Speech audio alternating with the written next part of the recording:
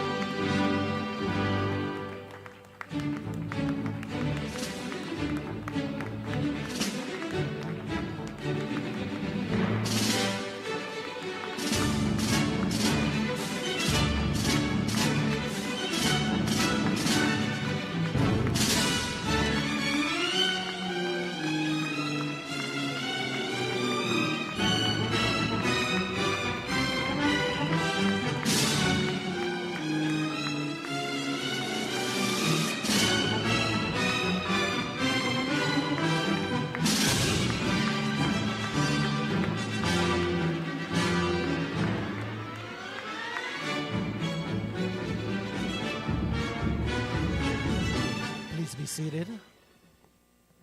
Thank you.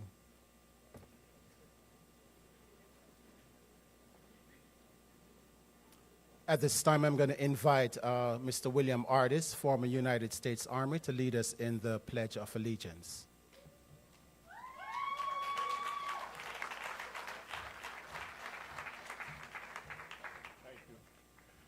Thank you all. Could you please stand and face the flag, please?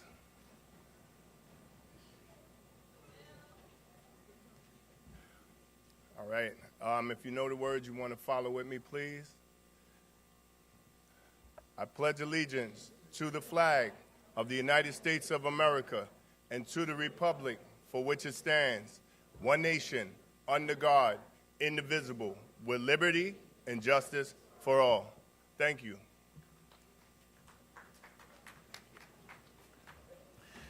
Just want to take time out to welcome each and every one of you to our 2016 HSE Graduation Ceremony. For some of us, it was a long journey, it was a long road, but you made it, and that's the most important thing that I want you to remember today. Despite all the adversities that you may have faced, today is testimony that you can overcome anything. Without further ado, I'm going to ask Dr. Holly Malella, the Dean of Academic Affairs, to come forward and extend greetings on behalf of the college.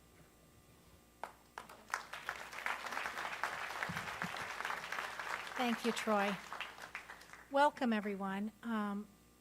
I'd like to welcome the graduates especially, right? It is your day, okay? You did a lot to get here. We're all proud of you.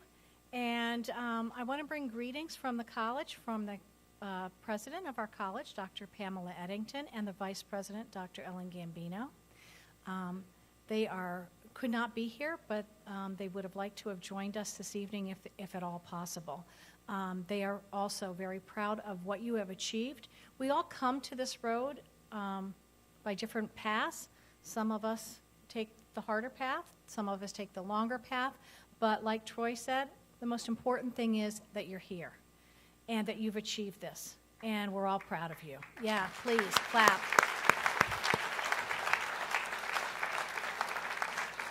I also know that, through my own life, right, everything I have done or succeeded in, I've worked hard at, but also there's always been people behind me. Someone's always there, whether it's your parents, your aunt and uncle, maybe a good friend, maybe a teacher that you've met along the way.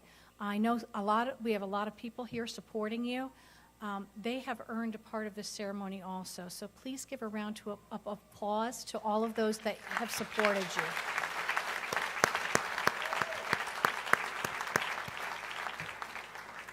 This is really, like I said, your night. This is a momentous occasion, right? You have worked hard to be here.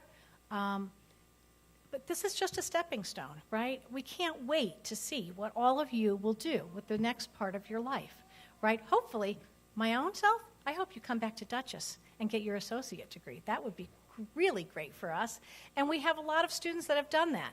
But whatever it is, whether it's going out and getting a job, starting on your career, you have so much in front of you right now. I wish you all of the best. We all do. We're very, very proud of you. And enjoy the night. It really is truly yours. Congratulations.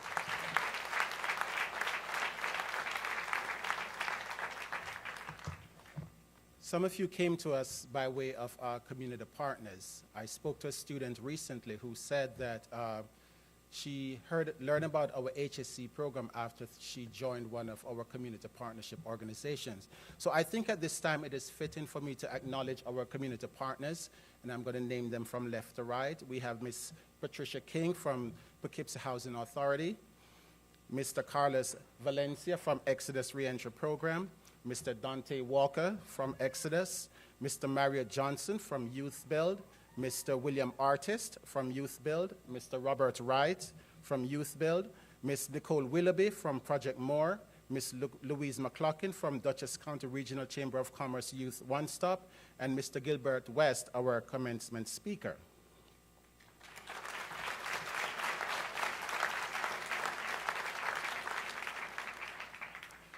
Life throws many curveballs at us, but it's only the strong that survive. And after we learn how to deal with those curveballs, the world is open for us. At this time, I want to invite one of our student speakers, Mr. Devonte Bunn, to come on stage and tell us about his experiences.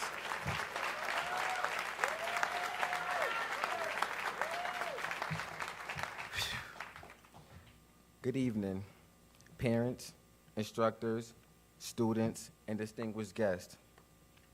Aren't we glad to be here tonight, everyone?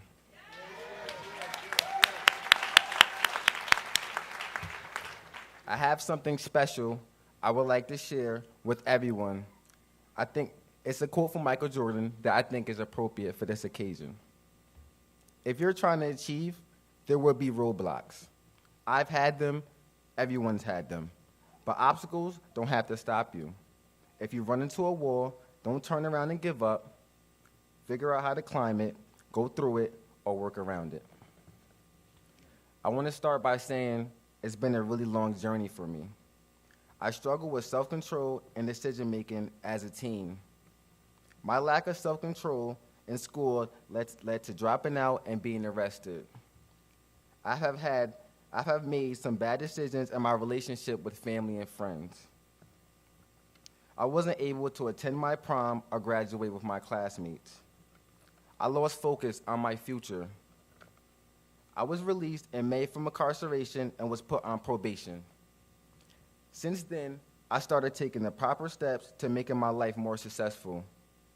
I realized that the decisions I made, thank you.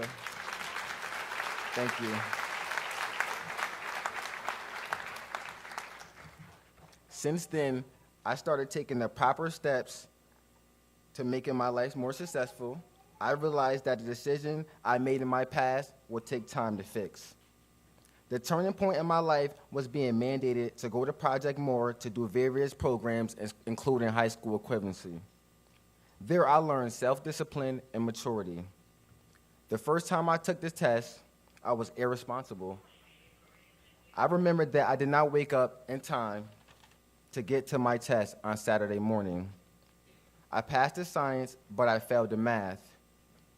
That experience taught me responsibility. I regained focus and worked on math ambitiously. The next time, I was prepared to conquer. With the proper support from my teachers and case managers, I earned my HSE and was able to complete my program. Many of my friends have not made it past this stepping stone. I know there are many people counting on me who love the person I've become. My goal is to get my associates in human services at Dutchess Community College.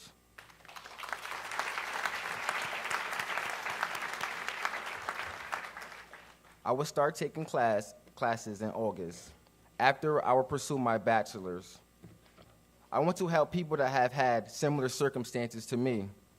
A little support really can go really far.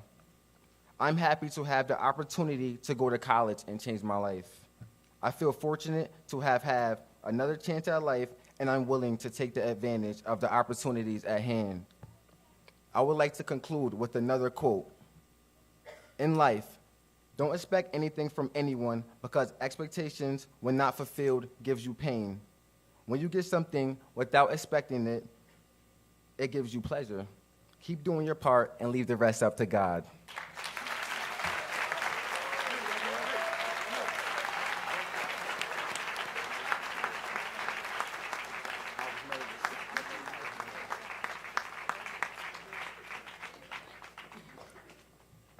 Very powerful message indeed. For some, the journey to get an HSE is a short one, and for others, it takes many years. But whether the journey is short or it's a long one, the basic elements of getting your HSE, persistence and dedication. Antoinette Barcelona, she attended the Chamber One Step program where she learned the meaning of being dedicated and to pursue your dreams. So we're going to ask Antoinette to come on stage and tell us about her experiences.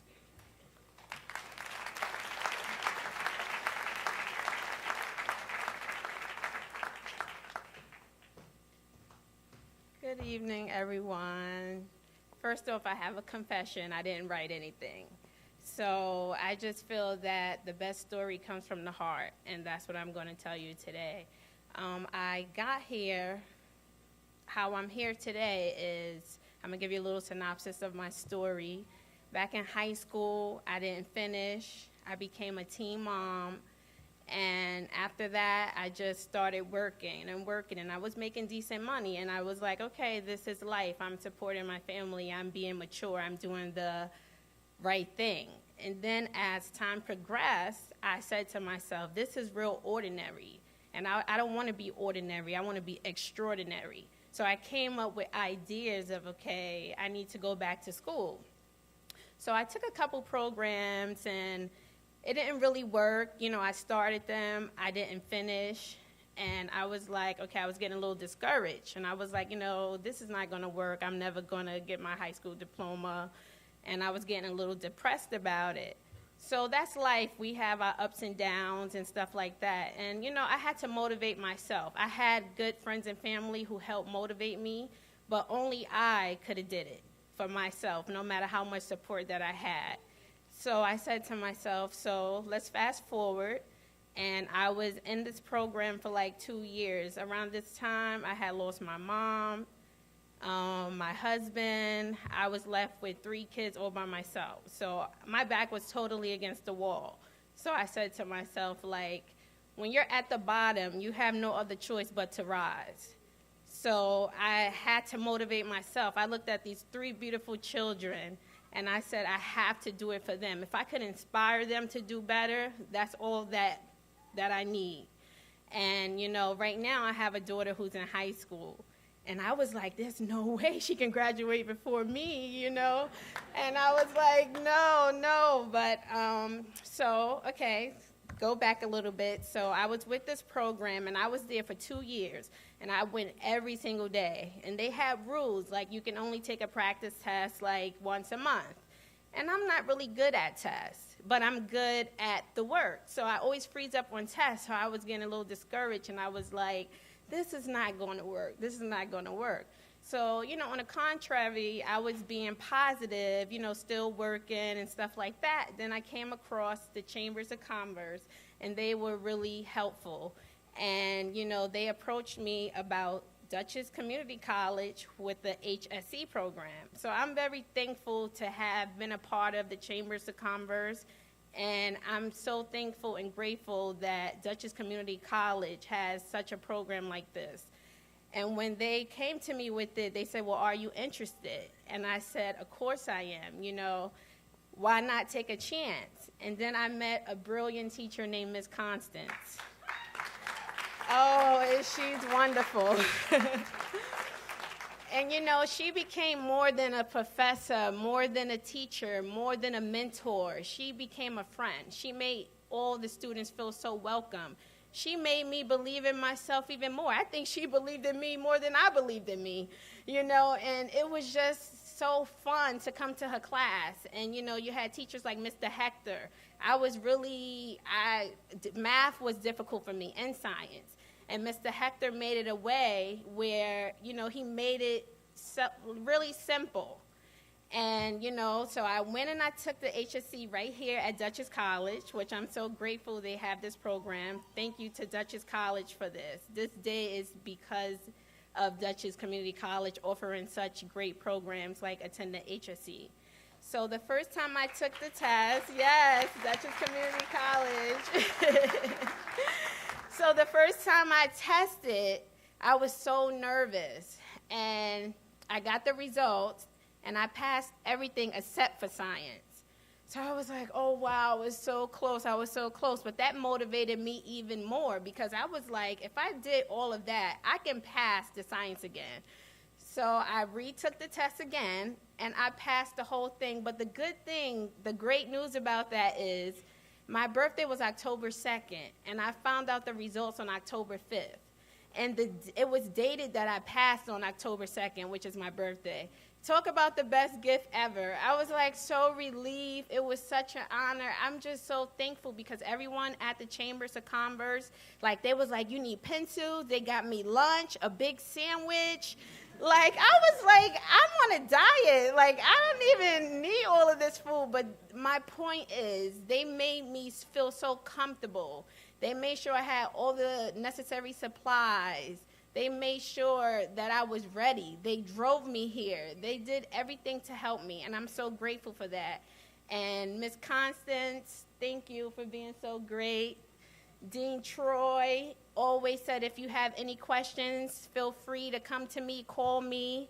Mr. Andrews, these are all people from Dutchess Community College. I really thank you. You are the reason that I stand here today, and I didn't give up. So thank you to Dutchess Community College, and I look forward to attending here for Associates in Business in August. So thank you so much, and thank you for listening to my story. Thank you.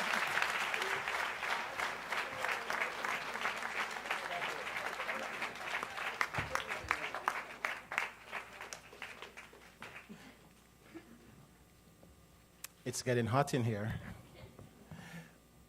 You see, many people believe that a high school equivalency diploma, and for those of you who are as old as I am, you know it as GED, a high school equivalency diploma is nothing. It doesn't open the doors for success. It is not a pathway to a career or anything. Now, if that is your thought about a high school equivalency, you are wrong. And I'm not going to testify to that. I'm going to ask a former HSE graduate from 2013 who went to DCC, got her associate's degree, and is now doing wonderful things. And then she is going to introduce the commencement speaker, who is just going to blow your minds away. So without further ado, let me introduce Ms. Tennille Savage.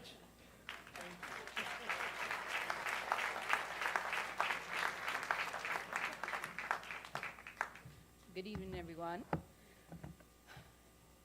A journey begins with a struggle, a fight, a motivation, determination, perseverance, commitment, persistence that often ends in success. You have all embarked on a journey.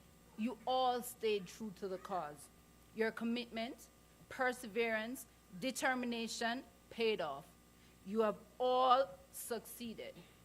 Tonight, I ask the members of the rostrum, parents, friends, and loved ones to join me in congratulating you, our graduates. Let's all give them a round of applause.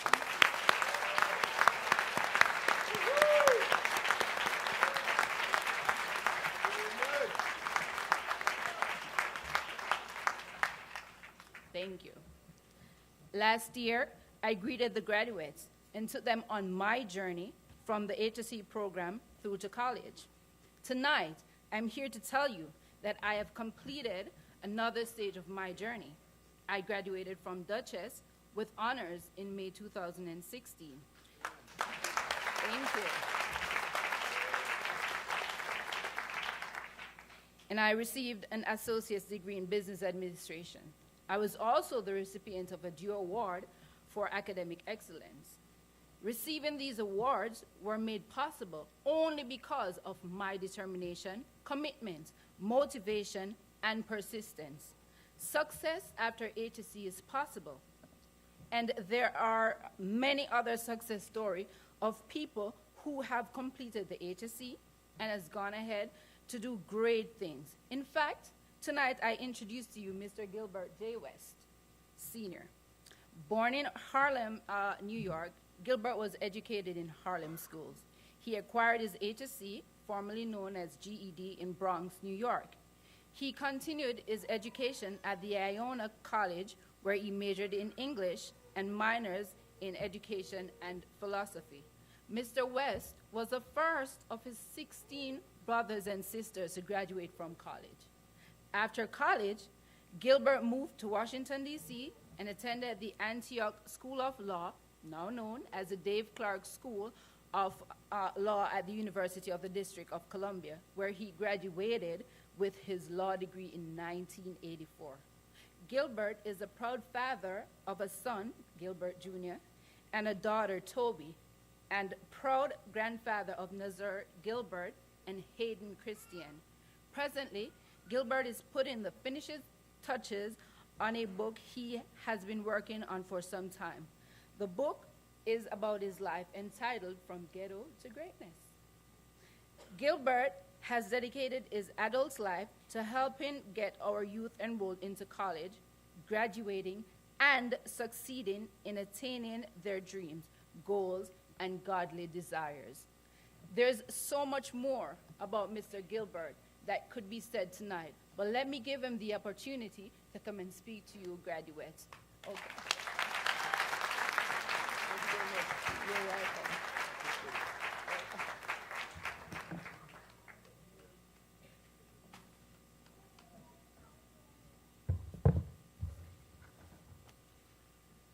Testing.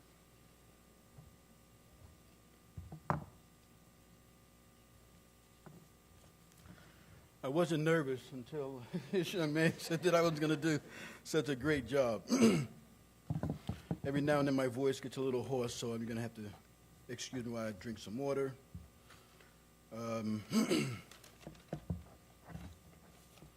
So I'll start by saying good evening, ladies and gentlemen. This is truly an historic occasion. It is historical because you have made a monumental achievement. Some will say, well, it's only an equivalency degree. How many of you know that a 1,000-mile journey begins with the first step? I submit that this is the first step on your 1,000-mile journey. I want to give thanks to the Dutchess Community College administrators, the Board of Trustees, and everybody who made this possible, who had the foresight to create this program to assist you young adults in getting to where you have to go in life.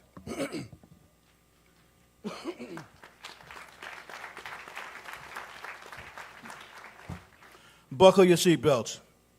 Born in the ghetto, scorned in the ghetto, life in the ghetto, strife in the ghetto, tears in the ghetto, fears in the ghetto, blight in the ghetto, fright in the ghetto, sneers in the ghetto, jeers in the ghetto, all in the ghetto, ball in the ghetto, dice in the ghetto, mice in the ghetto, dogs in the ghetto, hogs in the ghetto, pros in the ghetto, woes in the ghetto, weed in the ghetto, seed in the ghetto, coke in the ghetto, smoke in the ghetto, boy in the ghetto, joy in the ghetto, cream in the ghetto, dreams in the ghetto, drugs in the ghetto, thugs in the ghetto, stars in the ghetto, bars in the ghetto, rust in the ghetto, dust in the ghetto. All these things I mentioned are found in the ghetto. I mentioned everything in the ghetto but greatness. Born in the ghetto, one comes to believe the fallacy that there is nothing good that comes from the ghetto. I beg to differ. I come to tell you that there is truly greatness in the ghetto, and that greatness is in you.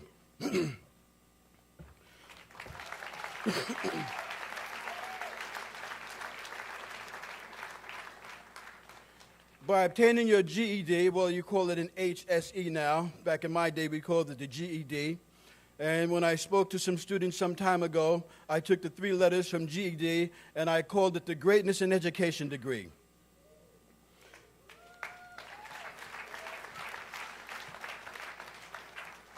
And right now, I want you young adults who have obtained your degree to thank your family, your friends, and your loved ones, because there was a sacrifice, and you paid the cost of that sacrifice. I call this the DGP. It's the Deferred Gratification Program. And I learned this when I was in Iola College back in 1976. I was taking a sociology class. And when I opened up my sociology book, they had a little cartoon. One cartoon was one young man on his knees shooting dice. The other cartoon was of a young man holding a tennis racket playing tennis. These are the two worlds, the two different worlds that these two young people came from. So what I learned in that class is that right now you have deferred your gratification for some time in the future. You don't want to get everything right now. The parties, you can put that stuff aside. The fun, you can put that stuff aside because you have to get your education first. So you're deferring your gratification for some time in the future. So now the formula, and this is interesting, the formula for success is the same today as it was yesterday. The formula for success is the same today as it's going to be tomorrow. And that starts with hard work and education. I want to give you read something from it's an editorial from the New York Times. And it speaks about success and failure on the GED. Nearly 40 million Americans are locked into dead-end jobs because they do not have a high school diploma. A day-long exam called the GED, this is an old article, provides the equivalent of a high school diploma and better chances in the job market to those who pass it. Nearly 800,000 people take the exam each year, and about 500,000 pass. But here is the stunning and sad truth about this exam. Success depends heavily on where you live. For instance, in Iowa, Kansas, and Delaware, 90% or more of those who take the test passed. Sadly enough, in Alabama, Mississippi, the District of Columbia, and our great state of New York, less than 60% pass. There's a problem with that. So we thank Dutchess Community College for instituting this program to make that success rate and that pass rate a little higher than it has been. With respect to your greatness in education degree, I was working for the New York City Parks Department, and I told my supervisor that I had dropped out of high school, but that I had obtained my GED, and I thought she was going to be happy for me and pat me on the back that I didn't give up, that I went back to school and got my degree.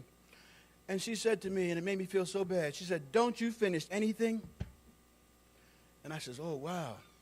So there are some haters out there. There's some people who attach a stigma to that degree. That's why you have to make sure that you don't just end up with that equivalency diploma. You have to go a little bit further.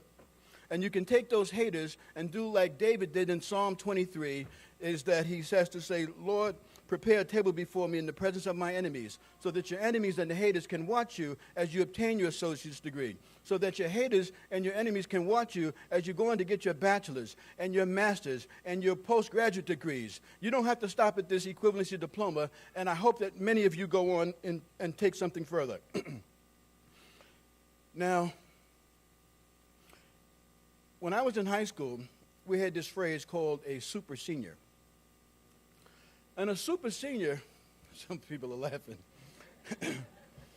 A super senior, for those of you who don't know, is somebody who did their 4 years, freshman, sophomore, junior, senior, but they didn't have enough credits to graduate, so they had to hang around the school for a 5th year.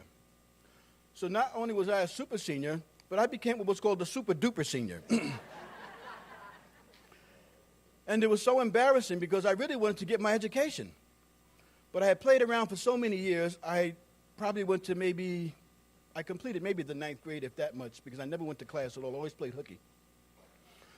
So the freshmen went to school from 9 to 3.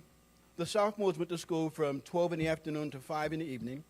The juniors went to school from 9 to 3, and the seniors went to school from 7:30 in the morning to 12 o'clock noon. So here I am trying to get back into school, 18 going on 19 years old, and I'm walking around with a bunch of sophomores who are 14 and 15 years old. I'm starting to have hair on my face, and it was so embarrassing to walk around with these young kids. I realized, oh my God, this is not for me. So my household, my mother and father really stressed education. It's hard to figure since I'm the first one of 16 to graduate college. A couple more have done so since. But my father and mother stressed education, so I knew that if I dropped out of high school, I knew that I couldn't sit around the house doing nothing. I had to do something. So what I did was I went and got a job. And one day I'm getting on the bus, going to work, and my mother sees me get off the bus, and I didn't realize she was on the bus. And when I got home, she wanted to know why did I get off on that particular stop. That wasn't a stop for school. And I explained to her, and I came clean that I had a job, that I had dropped out of school. So fast forward, I moved to the Bronx, New York, where my life really, really began and really started. That's where I learned the streets. I got my PhD from the University of the Streets. It was good in the sense that I don't let anybody kind of hustle me unless I want to, but it was bad in the sense that I got caught up in there, into that lifestyle. And as I was speaking to this young lady, she made a reference about choices. The choices you make in life, you're going to have to be held accountable for those choices that you make. You've started off by making the right choice by getting your GED.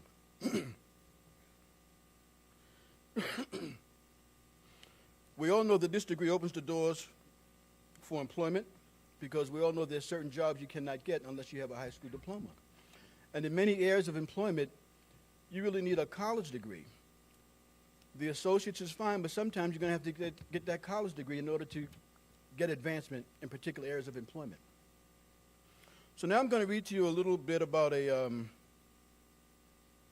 study that was done by a gentleman named Benjamin Bloom and 5 colleagues. It's called Developing Talent in Young People.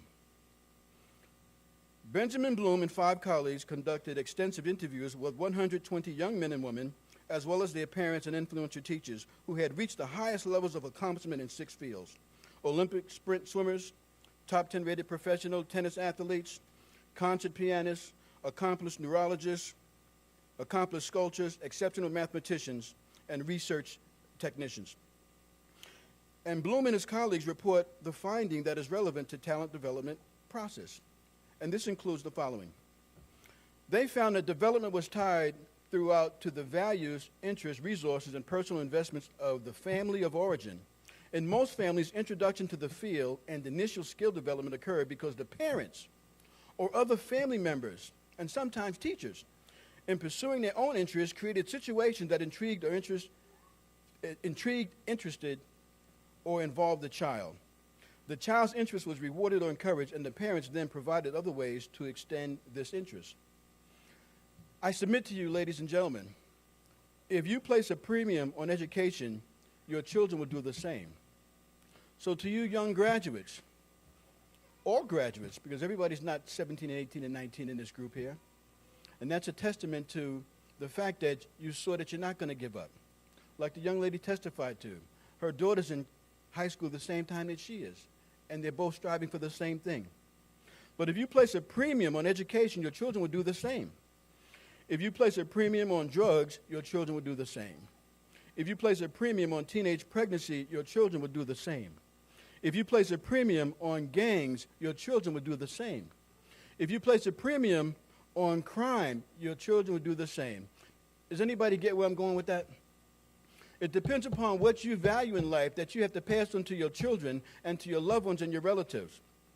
The next thing Benjamin Bloom and his colleagues spoke about was the work ethic. And that work ethic is central to talent development. It is developed by the home environment and directly related to learning and participation in the chosen talent field. My biggest problem in life, ladies and gentlemen, is that I was lazy.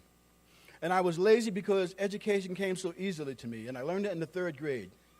As mentioned, I was from a family of 15. We moved around a lot. And every time we moved to a different schools district, I had to take a test to get in. And I was always put in the brightest class or the best class. And I had some problems with that because I wrestled and struggled. Why do things come so easily to me? How come I don't have to fight to learn how to read and I don't have to struggle to get these questions right on tests? So I took something positive and I internalized it and I made myself inferior because I didn't think it was fair to other people that I didn't have to study and other people had to study. So I became very lazy. And that became a part of my detriment. I'm going to take you to 1976, Iona College, New Rochelle, New York. It was 4 of us we used to hang around. Ernest Harris, Gilbert West, Michael McDonald, and Glyne Dawson. We all wanted to go to law school. We all wanted to start this practice and change the world. And of the 4 of us, I think that Glyne was probably the most intelligent. He's one of the most intelligent guys I'd ever met. Michael McDonald, I believe, was 2nd. I was 3rd in the group. And our dear friend, Mr. Harris, I have to say was the 4th in the group. But you know something? He outworked us all. You hear the saying that James Brown is the hardest working man in show business. Well, Ernest Harris was the hardest working man when it comes to education. He would literally study 10, 12, 14 hours a day, every day, 5, 6, 7 days a week. And I'm not kidding. We'd get up in the morning and we'd start studying. And then he'd say, "Come on, Berg." That was my nickname. "Come on, Berg, let's study." "Oh, Ernie, gone." I'd smoke my little weed, take a nap, go eat, come back 2 hours later, and he's still there studying. And this went on 2 or 3 times throughout the course of the day. I'd go to dinner, come back, smoke my little weed, come back, and he's still studying. And this is the honest to God truth. And he's done this for the last 30-some-odd years until it started taking a toll on his health. But you know something? At that cost, he's a multimillionaire 3 to 4 times over. He's been in practice in this area in Poughkeepsie, New York for the last 25 years. In fact, he brought me to Poughkeepsie. We went to college together, we went to law school together, and we started practicing together. So being lazy was my downfall, was my detriment. Don't be lazy. You can't put this much work in and get this much results. On the flip side, if you put in this much work, you'll get more than this much results. Don't be lazy. You're going to harm yourself. And my father was always on time for work. As a matter of fact, he'd be an hour early, 30, 45 minutes early. That wasn't my MO, but that's what he told me to do. Get to work early. Get to work 45 minutes early.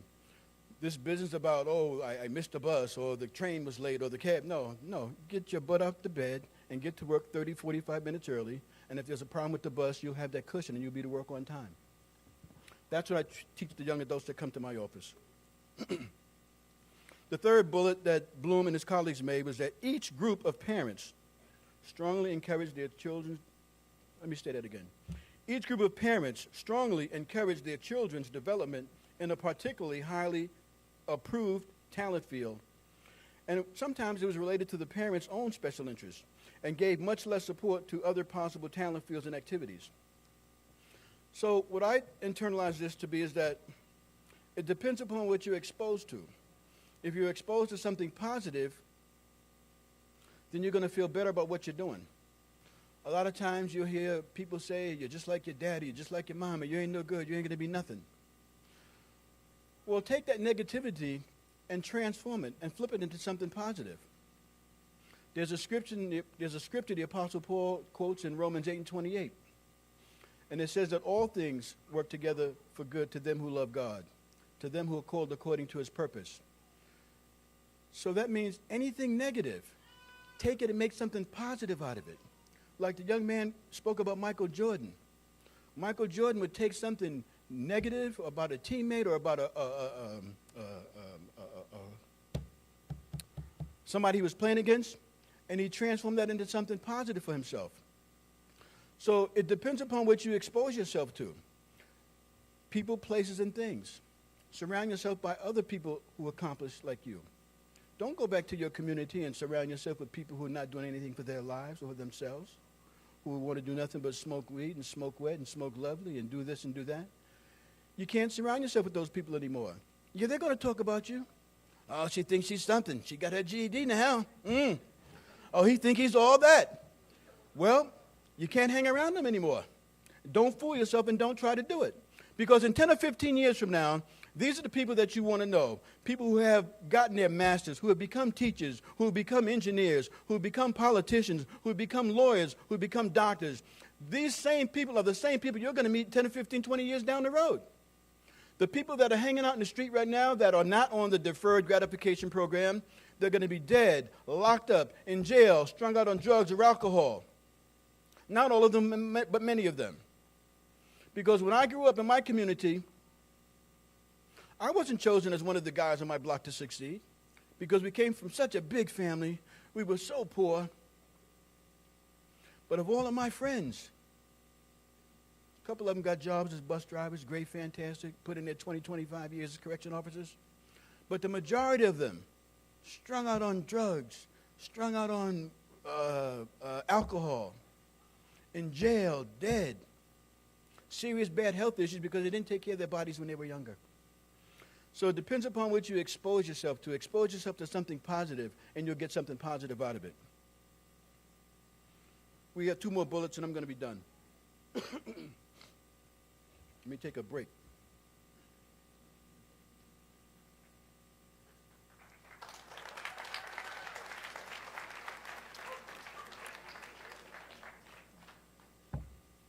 Now I'm going to make a mess for the janitor.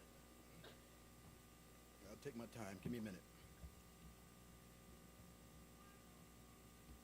Okay, that's that.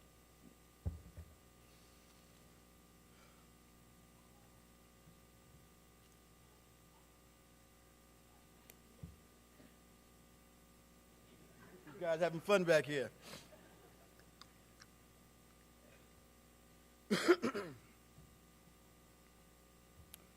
Okay.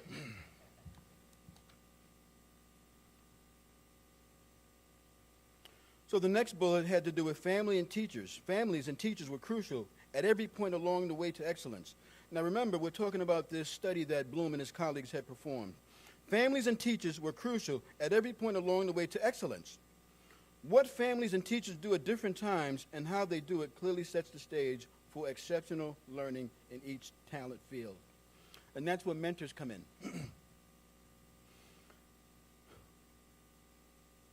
There was a teacher, it was my math teacher at OIC where I got my GED from. And I used to wear this T-shirt. And the T-shirt said, Harry the Hard Hat, construction worker in a hard hat, says, go F-U-C-K yourself. And I would wear that shirt on days that I didn't want anybody to bother me or when I was daring somebody to mess with me. I was letting them know, no uncertain terms, don't bother me on this day. And I wore that shirt twice. And the second day I wore it, my teacher, Mr. Brathwaite, came up to me, and he spoke to me after class. And he just explained to me, this is not the kind of statement that a proud young black man is supposed to make about himself. And it touched me because I realized for the first time that somebody really cared about me. And this man took me under his wing, and after I finished my program, I bumped into him one day in the Bronx. And he says, you know something, I think I can get you into college. Come to my office on Friday, and I'll see what I can do. And I went to his office about 9:30 in the morning. And I stayed all day till about 3 or 4 in the afternoon, just waiting. He was on the telephone all day, and I didn't know what was going on. But I went to his office. I sat and spoke to him. He got on the telephone. I went out, smoked a cigarette, probably went out and smoked a joint. I don't know. I came back, and he's still on the phone, and I'm walking around doing this, doing that. And that's when fax machines had first been invented. I'm playing with the fax machine. And what I learned about 4 years later when I was in college is that Mr. Brathwaite had been on the telephone all day with this lady named Sybil Stevenson. She was the director of the HEOP program at Iona College in New Rochelle. And he was on the phone begging her to give me a chance and admit me to this program. And she was telling him, but Mr. Brathwaite, the program is full. I have no seat. I have no space for this young man. And he begged her and pleaded with her for 6 hours of that day. And she finally relented and allowed me into that program. So that's where my educational life really began at Iona College after my GED. We had a program, and I'm going to tell you something about Dutchess Community College, is that they have an HEOP program here as well that many of you ought to tap into, because I got a full 4-year free ride scholarship through the HEOP program. So when you get home,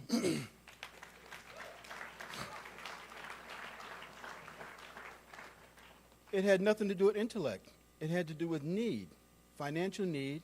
In fact, it has to do more with a person who's got a C average as opposed to a person with an A average, because the basis and the nature of the program is that it's for people who have the aptitude to make it, but they need that extra little help.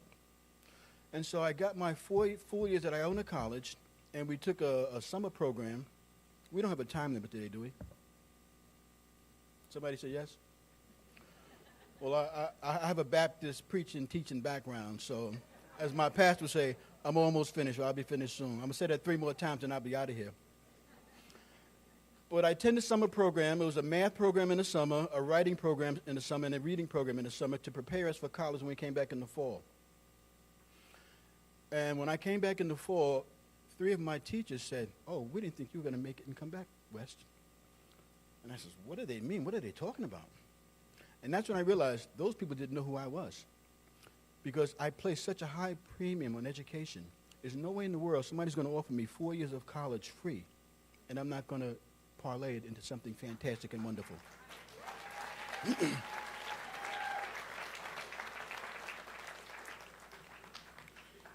And that's where mentors come in. So this is the 40th anniversary of me on Iona College's campus. I've been in touch with Sybil Stevenson over the years. She's now Dr. Sybil Hampton. She's in Arkansas. I've been in touch with her over the years.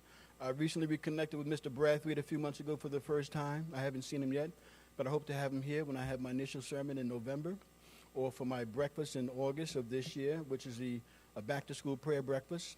Everybody here is invited. Students are admitted free for the breakfast. I'll talk about that in a minute. But that's where mentors are so important. So these teachers and professors, lean on them. Let them know, I care. I want you to care. I want you to help me. Don't take no for an answer. And when you get to college, real quick, I'm going to get back to my script here. Now I'll get back to the script now. And this is the last bullet.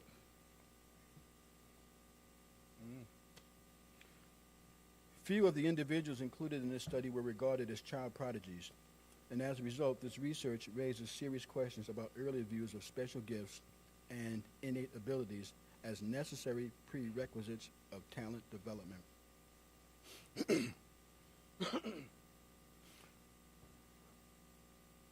Sometimes they say it's not what you know, it's who you know. Well, sometimes that's very true, and I'm going to tell you why. When I was in law school, I met a gentleman named John Taylor. His name was Shaka Zulu. And him and I were taking the law school by storm. We were freshmen or first-year students at Antioch School of Law. And we were going to take this law school by storm.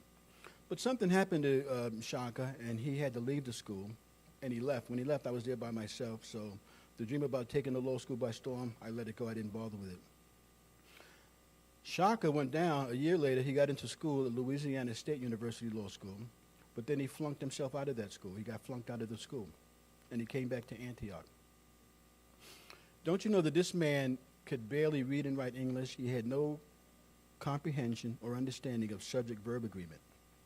How did this man make it through junior high school, college, into law school without having a significant command of the English language? He could barely read or write. But you know something? He was a great martial arts teacher. As a matter of fact, he was a ninja. He was a 5th degree black belt. So what we did was we exchanged services. He taught me martial arts, and I walked him through law school from the beginning to the end. I taught him how to write, and I taught him how to make legal arguments, and I taught him how to pass his classes in law school.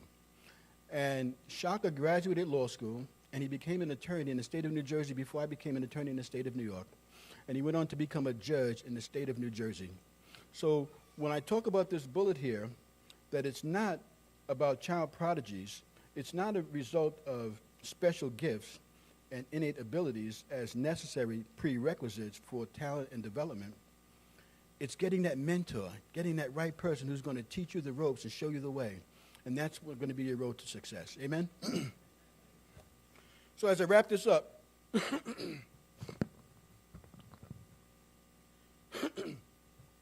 are you a trailblazer or an overcomer? Or perhaps you're both.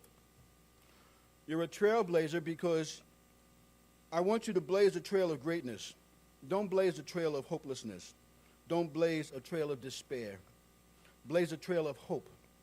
Don't blaze a trail of failure. Blaze a trail of achievement and success. Don't blaze a trail of defeat. Blaze a trail of success. Don't blaze a trail of anything negative. Blaze a trail of positiveness. What you have to do is you have to set the standard for those who come behind you, for your younger brothers and sisters, for your younger people in the community who look up to you now that you've gotten your equivalency diploma. So you have to blaze that trail like first-generation college students blaze the trail for others in their family. I've got a sister who came behind me that I motivated. She's working on her doctorate now. She's a director of the HEOP program at Schenectady County Community College, and she's been an ordained preacher for the last 10 years.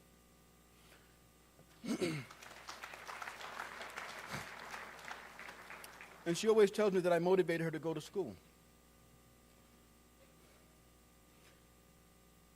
Young students of Dutchess Community College, graduates of the HSE, you beat the odds, and you've done it by overcoming obstacles. You're on the road for greater earning potential. You're on the road to develop greater professional contacts.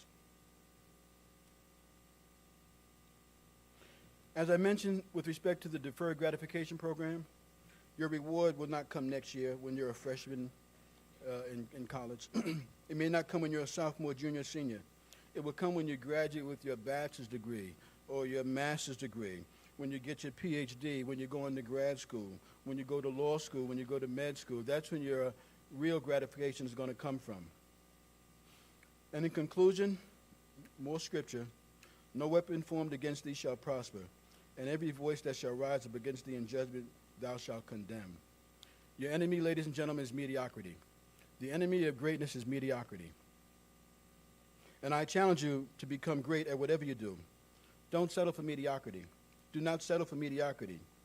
Mediocrity means ordinariness as a consequence of being average and not outstanding. The young lady indicated earlier that she wants to be extraordinary and not ordinary. Anybody can be ordinary. We want you to be extraordinary. We don't want you to be a person of mediocrity. We don't want you to be a person of second-rate ability. We don't want you to be a person of insignificance, ordinariness, unimportance. I want you to aspire to be more than what you think you can be. You know, the good thing about my life, after running and hiding, slipping and sliding, ducking and dodging for so many years, that I'm finally at a good place in my life where I'm satisfied with my life. Because I know that I could have been an astronaut if I wanted to. I could have been a doctor if I wanted to. I could have been a pilot. I could have been a captain or general in the Army if I wanted to. And that's only because I was able to follow my life's dreams, which is to help young adults get into school. And that's what I do. I help young adults get into college. So don't forget what I told you about the HEOP program. Dutchess has one. And after you finish your 2 years at Dutchess, if you go into a four-year school, you have to have been a part of Dutchess's HEOP in order to get into a four-year school HEOP. So we want you to excel to be leaders of men, leaders of women, leaders of those younger than you are. I want you to aspire to bigger and better schools. Think of some Ivy League schools. Dutchess is fine. Marist is fine. But why can't you go to Harvard? Why can't you go to Yale? Why can't you go to an Ivy League school? Why can't you go to Harvard? Why can't you go to Stanford? Why can't you go to University of Michigan, Ohio State? You don't have to stay local. Sometimes it's better to get out of home because sometimes they say that a prophet is not even recognized in his own home. Don't be afraid to leave home. Think of UCLA. Think of Notre Dame. Think of some other schools. So finally, I'm almost done.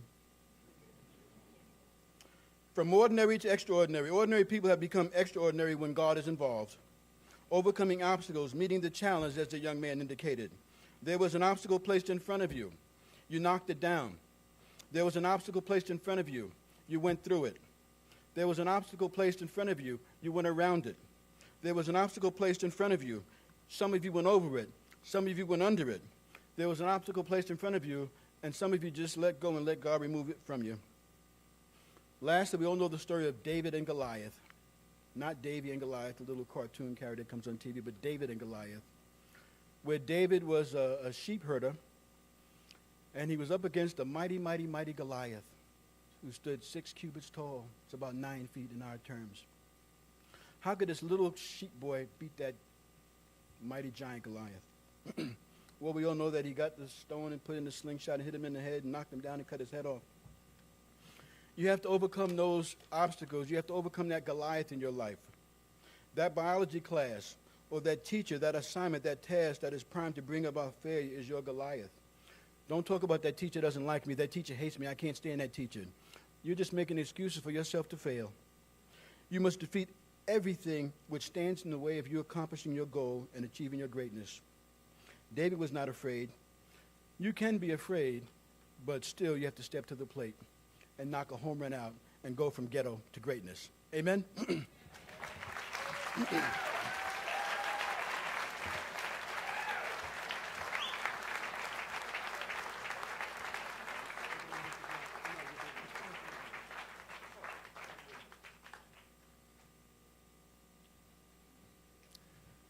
Wasn't that powerful or what?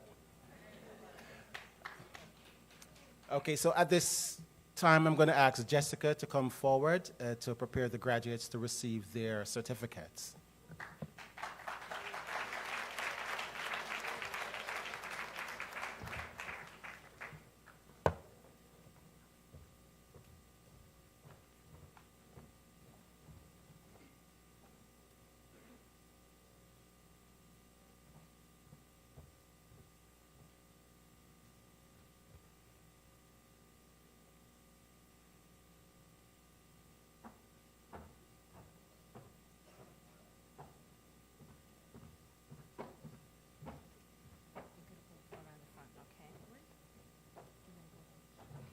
Amber Arias.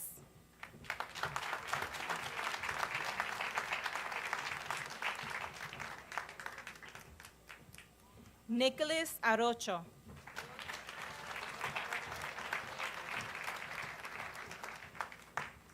Shireen Bailey.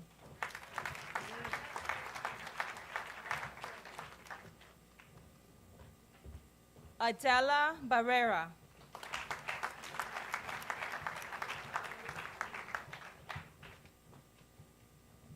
Ryan Baumgarten.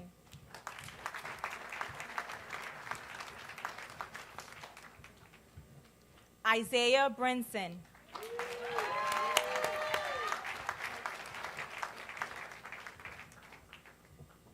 Khadijah Burnett.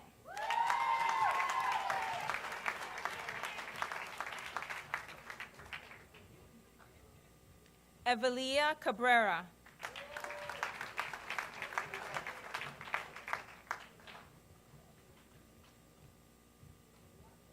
Damian Catapano.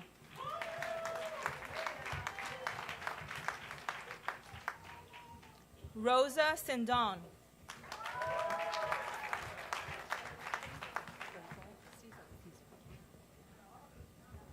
Courtney Cesark.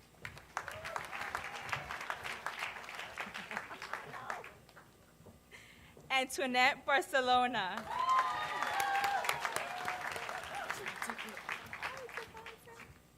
Devontae Bunn.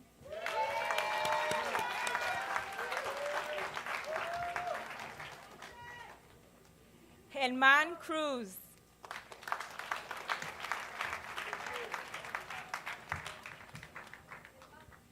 Sully Cerbelo.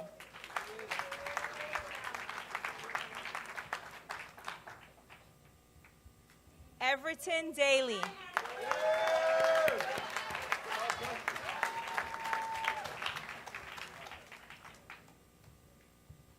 Jocelyn Dominguez.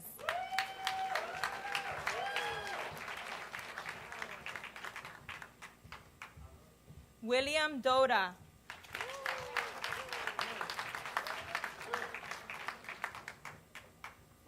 Rufina Felician.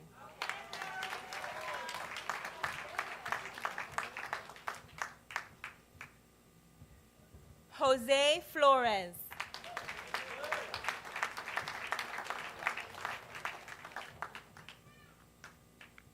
Randolph Forrest.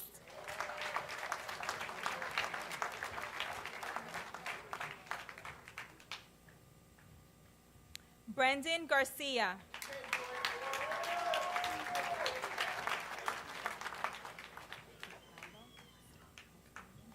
Haley Fiscaldo.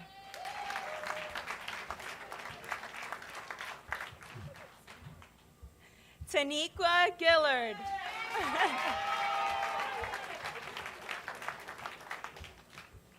Danielle Halleck.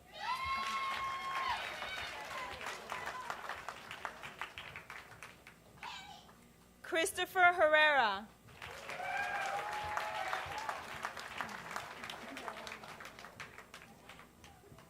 Jenna Holmes.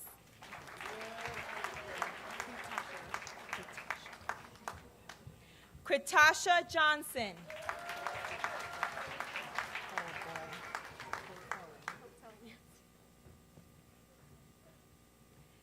Jenny Hotelin.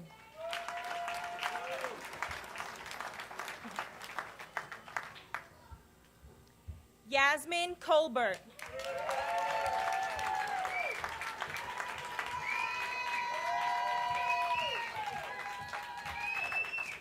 Joycenia Johnson.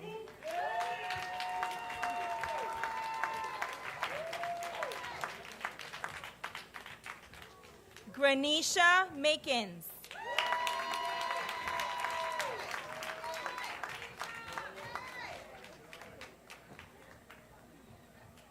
Julio Juarez.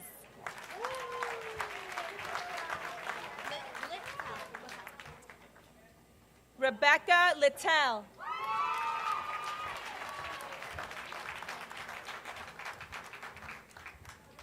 Tamara Long.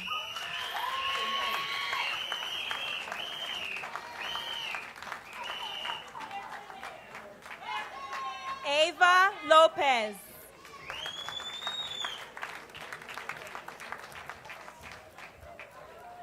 Victorico Lopez Luis.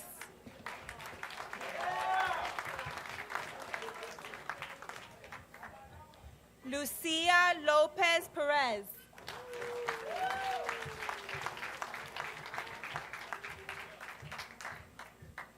Excel Martinez Giron. Perdón.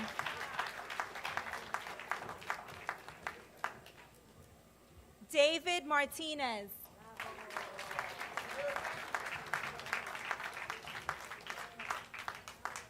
Geraldine Patterson.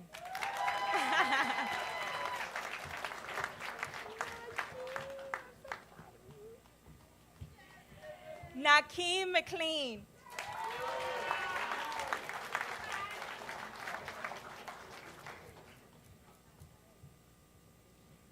Alma Mendez.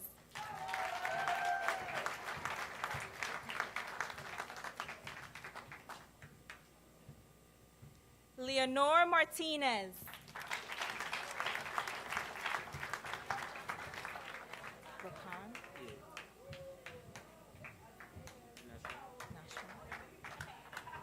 Rakan Nashawat. Say it again. Neville. Hunter Neville.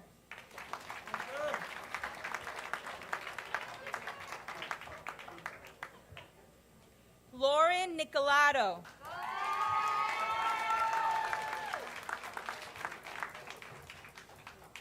Elvis Ordonez.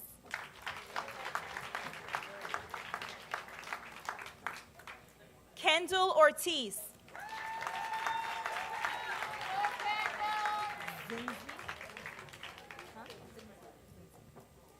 Zinzi Panza.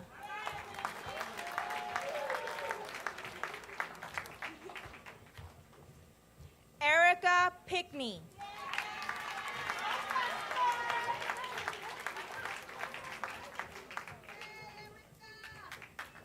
Luciano Ponce.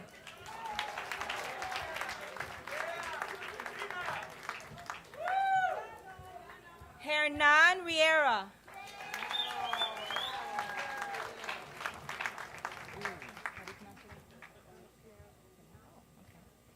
Enola Rijos Pinero.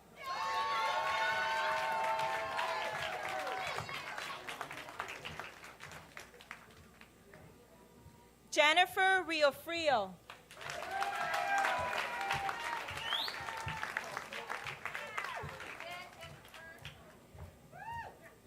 Nicholas Rodriguez.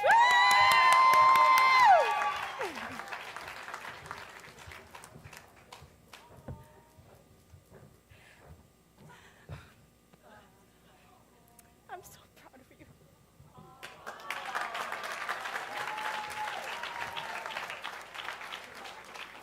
Amalia Rojas.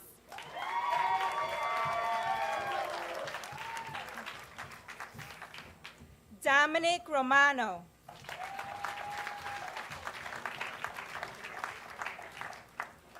Richard Rodenko.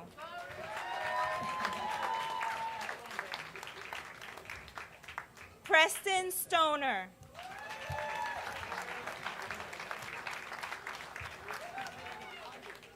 Megan Marie Sylvester.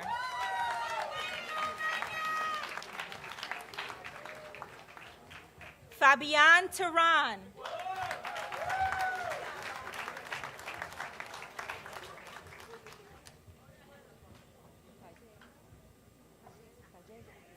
Manuela Vallego.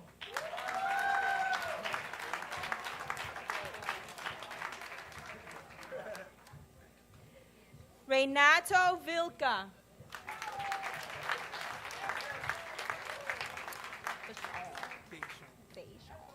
Deshaun Williams.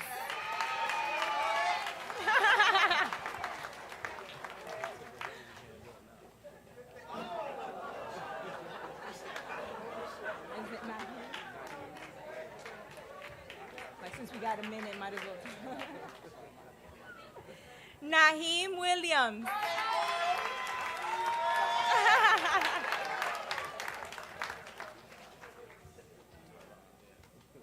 Tyron Wilson.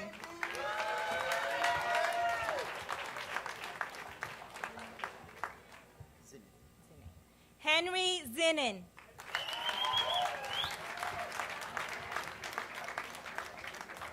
Justina Ellis.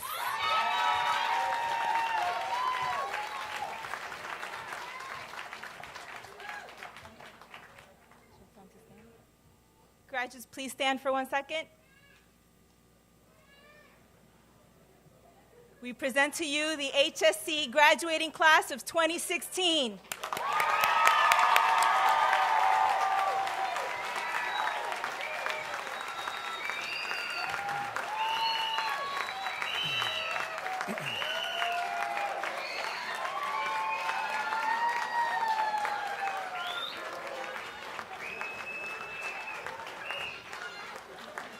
And while you're standing, I'm going to ask you to turn around and face the audience, because somewhere out there is a family, a friend, or a loved one that helped you to make this journey today. So turn around and give them a round of applause, please.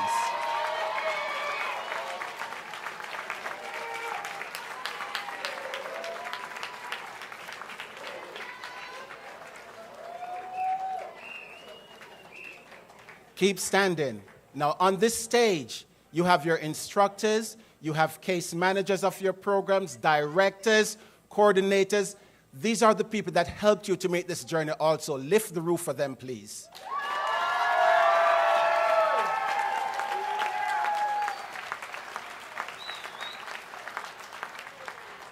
Thank you. You may be seated.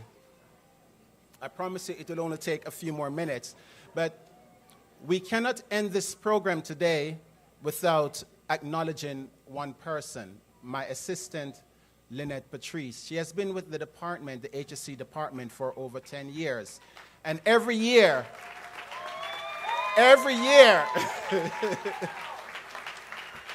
this is what she does. I had to put up with her yelling, her sneering, everything to make this happen today. So Lynette, you're highly appreciated. So I'm asking you to please come forward.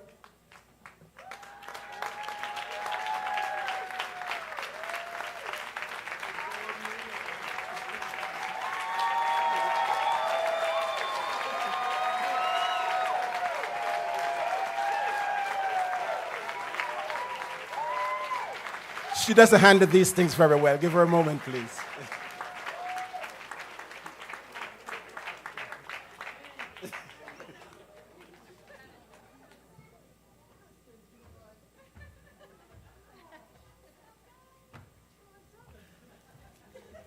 Lynette, on behalf of the entire HSE department, students, faculty, staff, we just want to thank you for all of your efforts to make this possible and to working with the teachers and students every day. Thank you.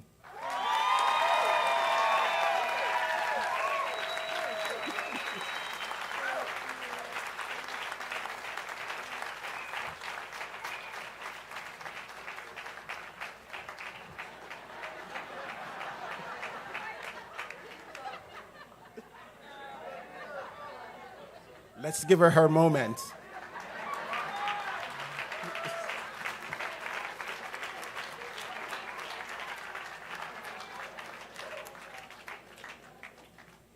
You see, who you are today, you are a lot different from who you were when you entered into the HSE program.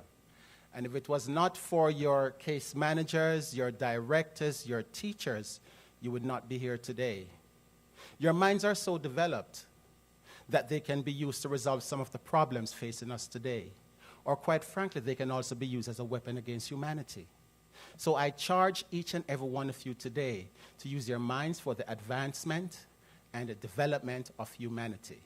Class of 2016, you are dismissed. Please remain seated until the guests on stage have left. Thank you.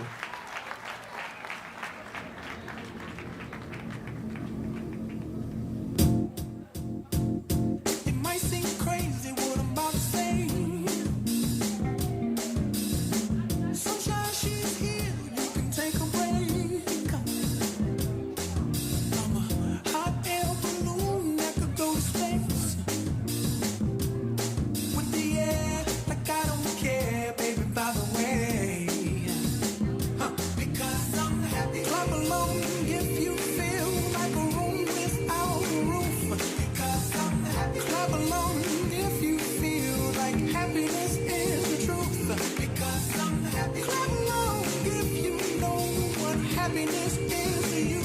Because I'm happy. Clap along if you feel like that's what you want to do. Here come bad news, talking this and that. Well, give me all you got and don't hold it back. Well, I should probably warn you, I'll be just fine.